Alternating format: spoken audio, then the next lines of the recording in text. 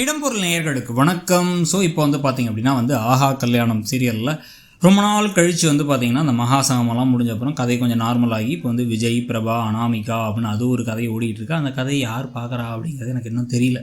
அந்த கதை மெயின் கதையோட ஒரு ஜாயின் ஆகாதனாலேயோ அதுவோ ஒரு பெரிய ஒரு ஈடுபாடோ அதில் ஒரு ஆர்வமோ இருக்கிறதும் இல்லை. பிரபாவுக்கு ஒரு காதல் கதை வைப்போம் அப்படின்னு சொல்லி எதையாவது வச்சுட்ருக்க, பிரபாவையும் இந்த வீட்டுக்கு மருமகளாக வர வைக்கிறதுக்கான டாக்டிக்ஸ் இது, அவங்க வந்தப்பறம் என்ன நடக்க போகுது அப்படிங்கிற மாதிரிலாம் காமிச்சு இந்த அனாமிக்காங்கிற கேரக்டரை பாதியில் தூக்கி போட்டுருவாங்களா அப்படிங்கிறது நமக்கு ஒன்றும் புரியலன்னு வச்சுக்கோங்க.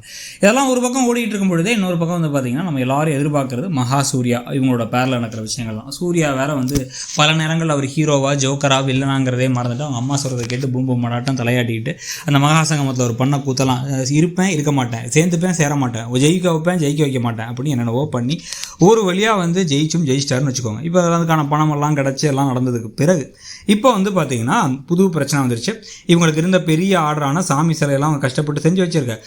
இந்த சாமி சிலை யார் கடத்த வந்தாங்கிறது தெரில. மொத்தமாக எல்லாரும் சேர்ந்து எல்லாத்தையும் கடத்தி தூக்கிட்டு போயிட்டாங்க. கொடுன்னு தூக்கிட்டு போயிட்டு எல்லாத்தையும் நம்ம எடுத்து போயிடலாம் அப்படின்னு இவரை வேற அடிச்சு விட்டுறாங்க. ஸோ தசரதனை அடித்து தள்ளி விட்டுட்டு எல்லாம் எடுத்துகிட்டு போக அங்கே மகாவுக்கும் சூர்யாவுக்கும் பெரிய ஷாக்காக இருக்குது. அவர் அழுதுகிட்டே இருந்து எல்லாம் போச்சு, என் வாழ்க்கை போச்சு, இது போச்சு, நான் கொண்டு கமிட்மெண்ட் போச்சு, சொன்ன நேரத்தில் கொடுக்க முடியல, என்ன செய்ய போகிறேன் அப்படின்னு அழுது புலம்பிக்கிட்டு இருக்கேன். நான் வந்தால் சிலையோடு தான் வருவேன் அப்படின்னு கிளம்பி போகிறார் சூர்யா. பரவாயில்லப்பா, ஹீரோவாக மாறிட்டேப்பா அப்படிங்கிற மாதிரி இருக்குது நமக்கும்.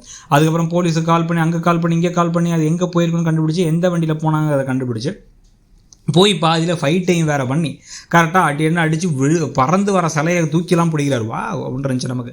ஸோ எல்லாம் அந்த சிலை எவ்வளோ கனமாக இருக்கணும், அவ்வளோ வெயிட்டான சிலை. சரி ஓகே, எல்லாத்தையும் தூக்கி பிடிச்சி அதுக்கப்புறமா பார்த்திங்கன்னா ஃபைட்டெல்லாம் பண்ணி வீட்டுக்கே அந்த மொத்த வண்டியும் தூக்கிட்டு வந்துட்டு இப்போ எல்லாம் திருப்பி வந்துருச்சு அப்படின்னு சந்தோஷமாயிறார் தசரதன்.